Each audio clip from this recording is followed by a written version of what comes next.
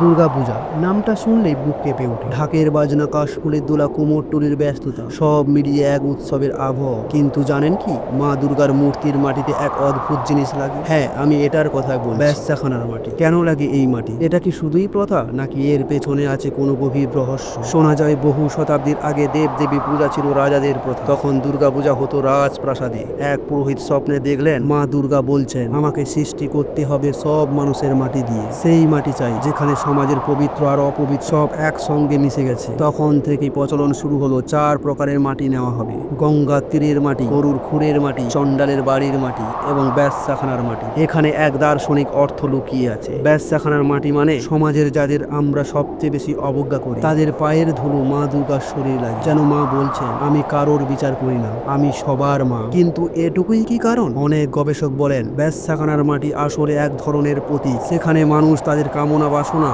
পাপ আর গোপন ইচ্ছাগুলোকে মাটির সাথে মিশিয়ে দেয়। সেই মাটি যখন প্রতিমায় লাগে, তখন মা দুর্গা আমাদের সেই পাপগুলোকে নিজের মধ্যে গ্রহণ করেন। পাপকে তিনি নিজের শক্তিতে রূপান্তরিত করেন, তারপর মহিষাসুরকে বধ করেন, অর্থাৎ আমাদের মনের অন্ধকারকে ধ্বংস করেন। কুমোররা বলেন বেশ্যাখানার মাটি না নিলে প্রতিমার প্রাণ প্রতিষ্ঠা সম্পূর্ণ হয় না। তারা নিজেরাও বিশ্বাস করেন এই প্রথা না মানলে দুর্গাপূজা অসম্পূর্ণ থেকে যায়। ভাবুন তো, যাদের সমাজ অবজ্ঞা করে, যাদের ঘরে আলো জ্বলে রাতে, যাদের গল্প আমরা শুনতে চাই না, তাদেরও সম্মান দেওয়া হচ্ছে দুর্গাপূজা। মা দুর্গা যেন বলছে, পাপী বা পুণ্যবান, ধনী বা গরিব, আমি সবার মা। একজন বৃদ্ধ কুমোরের গল্প। আমাদের কাছে এই মাটি নেওয়া মানে শুধু প্রথা নয়, এটা একটি বার্তা। মা দুর্গা আমাদের শেখান, কাউকে হে করো না, সবাইকে গ্রহণ করো। কলকাতার সোনাগাছি, এখানেও প্রতি বছর কুমোররা যান মাটি নিতে। যারা সারা বছর সমাজের বাইরে থাকে, সেই নারীরা দুর্গাপূজার সময় নিজেকে অংশীদার মনে করেন। অনেক সময় তারা নিজের হাতে মাটি দেন, চোখে জল নিয়ে বলেন, এ মাটি দিয়ে যেন সুন্দর প্রতিমা তৈরি হয়, মা যেন আমাদেরও আশীর্বাদ দেন। দুর্গাপূজায় বেশ্যাখানার মাটি লাগার